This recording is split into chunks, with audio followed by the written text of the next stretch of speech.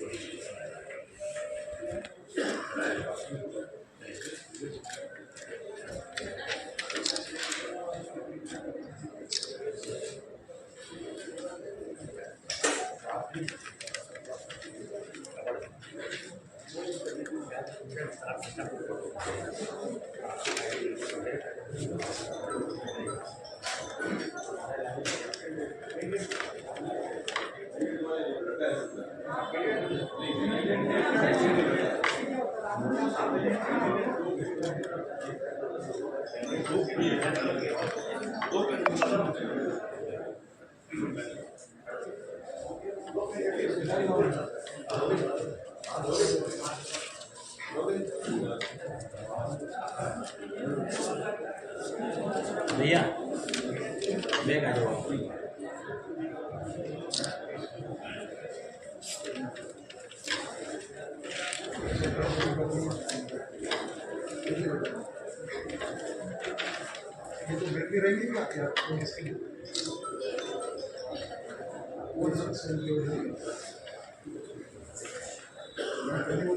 शपथ आप ले लीजिए, शपथ बोलिए और उसमें फर्स्ट कॉलम में नाम भर के साइन करिए। शपथ एक बार लाउडली पढ़िए।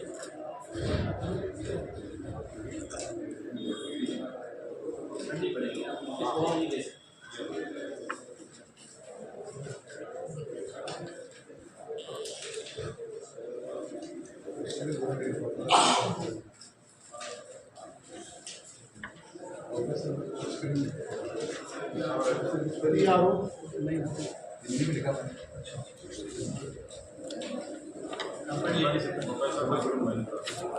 मैं professor doctor Mahendra Rathore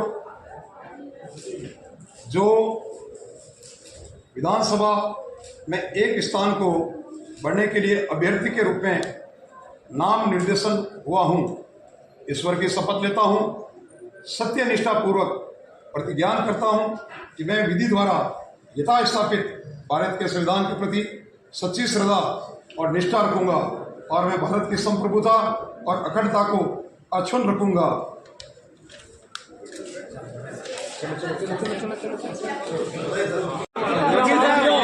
side में आ जाओ।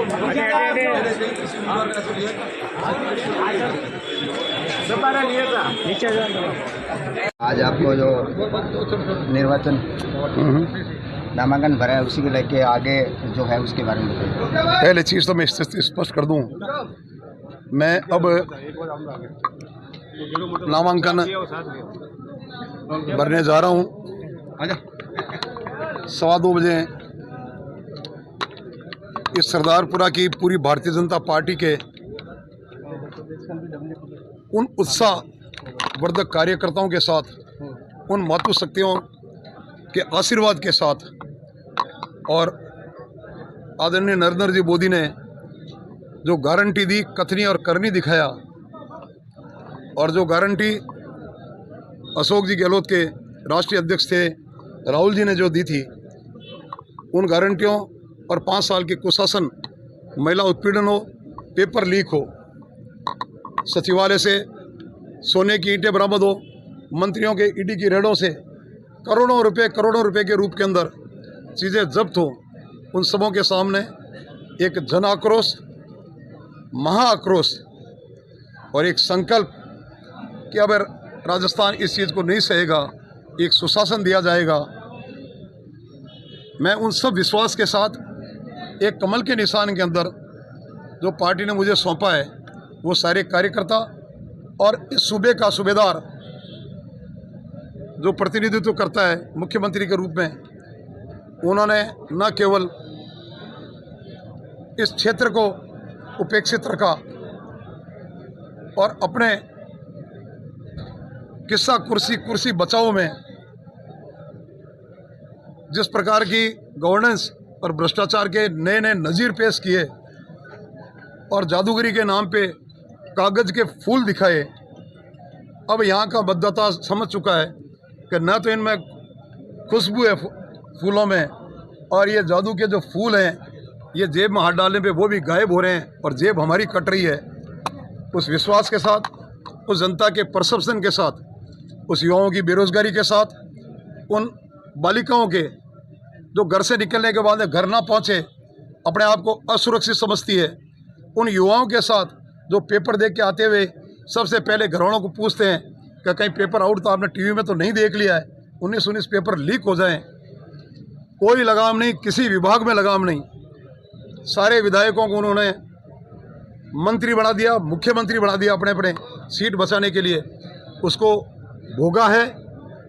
जो संदेह करते थे कोरोना के अंदर इंजेक्शन के ऊपर, उनको भी जब मालूम चला तो वसुदेव कुटुंबकम के रूप के अंदर मोदी जी ने 2019 के अंदर जो संकल्प लिया था कि पूर्ण बहुमत मिलने पे 370 समाप्त करेंगे, करके दिखाई।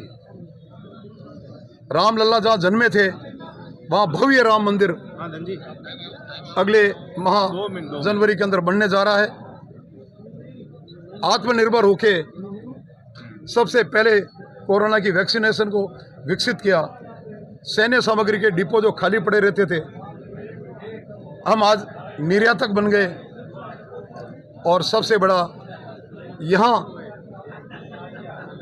जब परिवार इंतजार कर रहा था, पिता का परिवार इंतजार कर रहा था पति का, और वीडियो पे कन्हैयालाल की गर्दन कटी हुई तस्वीरें आ रही थी, और जिन जाबाज उन अपराधियों को पकड़ा तो उनको 4.5 साल तक के लिए भारतीय जनता पार्टी ने से लोकसभा तक मांग की, तब जाके अंतिम समय चुनाव को देख के सुविधा दी।